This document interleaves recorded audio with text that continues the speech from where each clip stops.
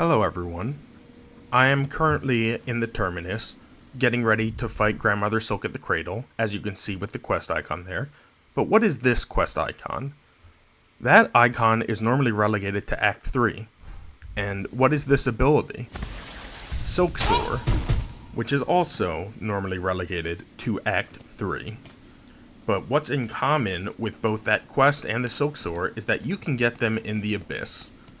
Which means I have gotten Soar and all the other abilities Hornet can get in Act 2 because I have access to the Abyss. Now, the Fade Down Cloak is particularly important because I think if you try to go to the Abyss without the Fade Down Cloak, you will be soft-locked upon trying to leave.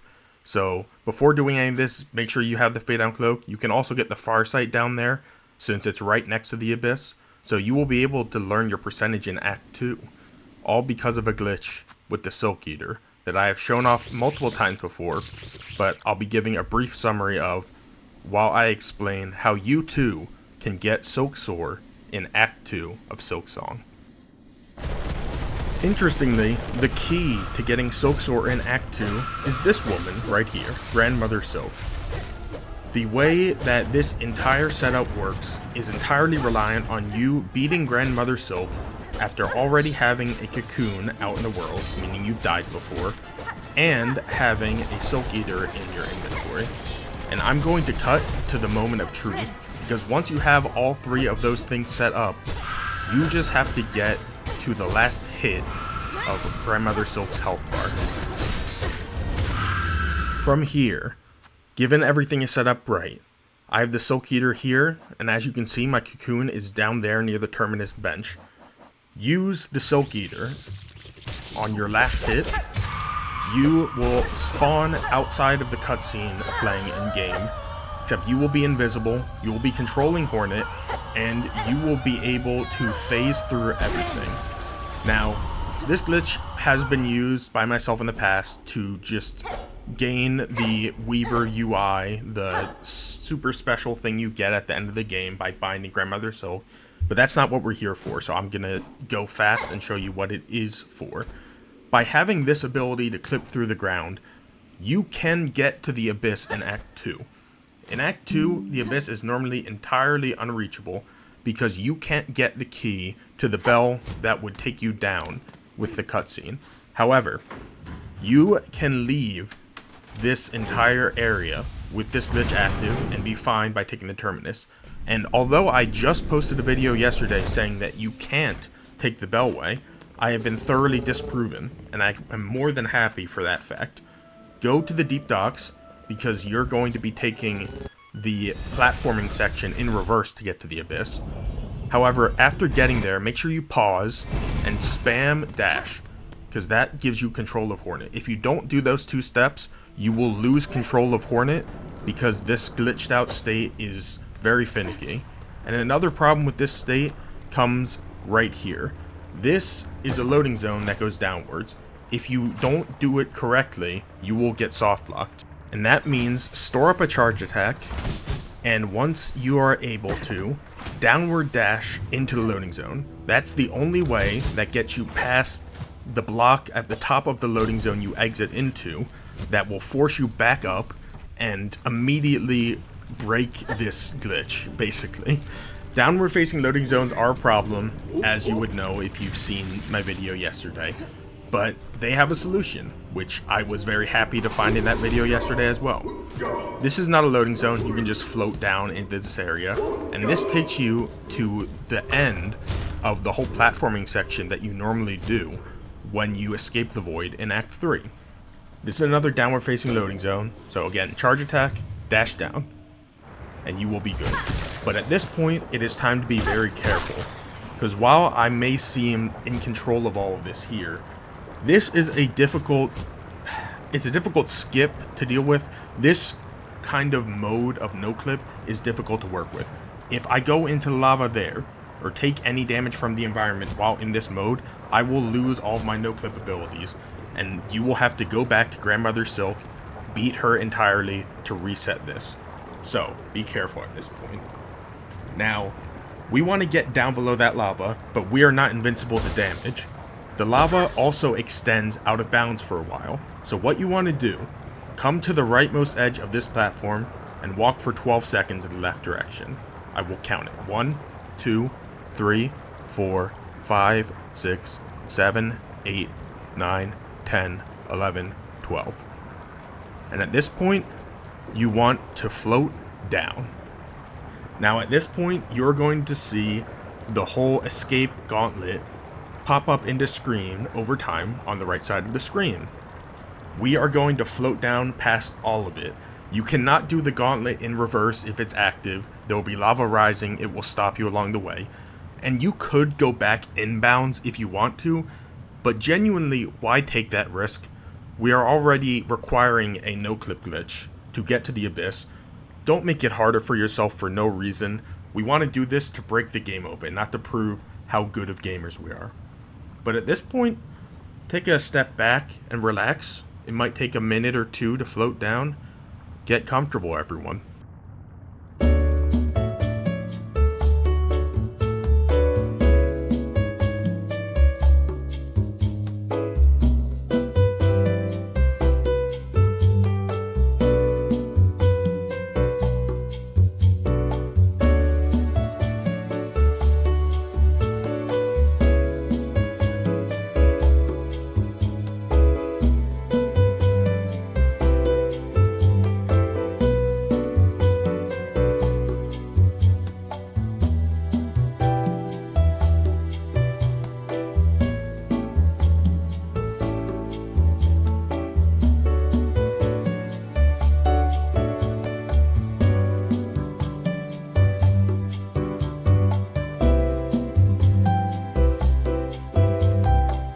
Alright, cut the music.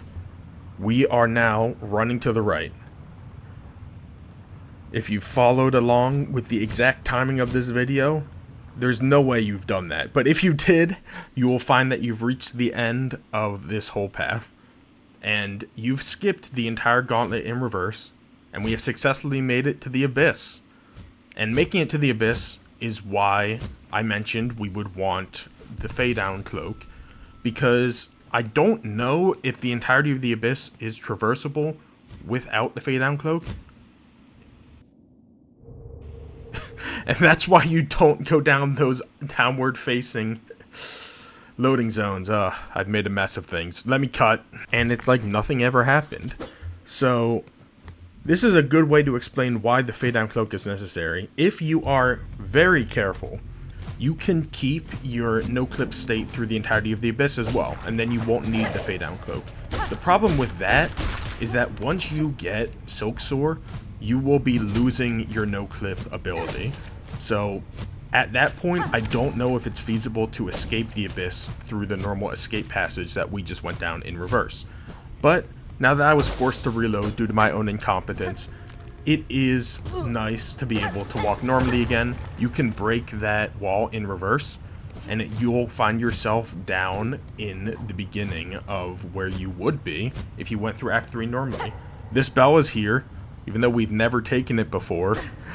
And you'll see most of the state of the abyss in Act 2 is the way Team Sherry expected it to be, which is why Hornet is talking to a bug that is not up there, and she just broke a door that did not exist. And we've just gained an objective that previously did not exist.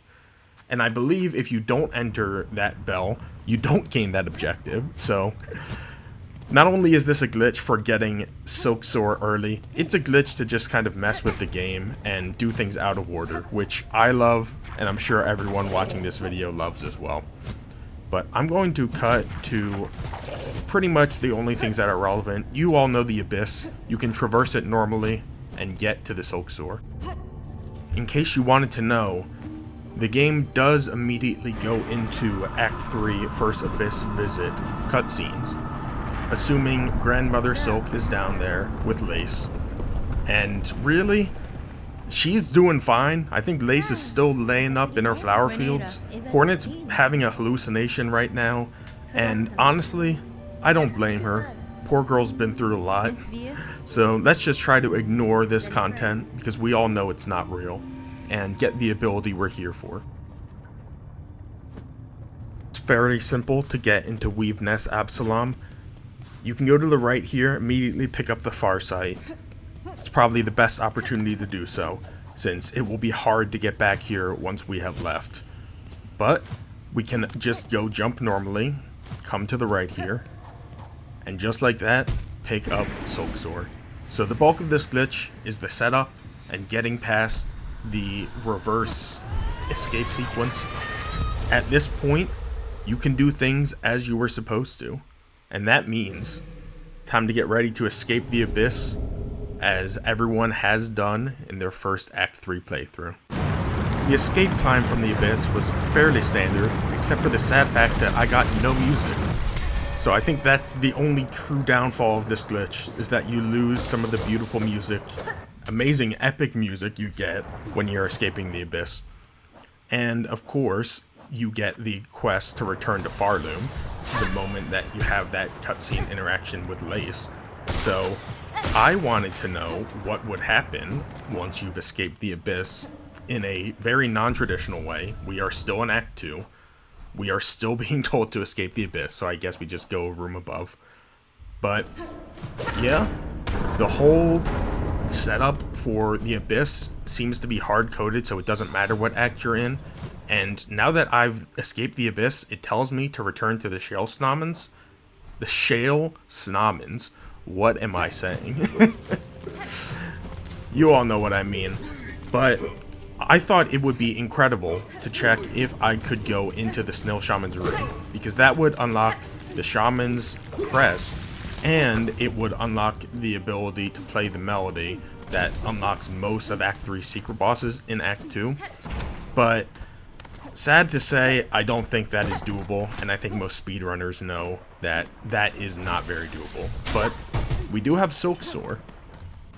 This is just a little epilogue showing that the Rune Chapel is still closed, and the maiden is still in her cloak, hiding who she is. So this quest will be unfulfilled for the remainder of Act 2, but it'll be in your menu now as a sign, like a medal of honor, for those who've gone and gotten the Silksong far before the game has intended you to. So, thank you for watching. This is a really cool interaction that I'm very happy about. How many people do you know have that quest up in the cradle and the quest you can currently see in Poem Bottom? And now you can go to you can go to the Scar Singer. You can't fight her because you don't have the needle in that you need, but you can go to all Act 3 areas. You can go to the entire map in its Act 2 state with an ability that you were never intended to have at this point. I don't know if that means much for unlocks or anything that will break the game wide open, but it's just awesome to see. Thank you everyone for watching. Go have fun with your new Silksong and have a good day.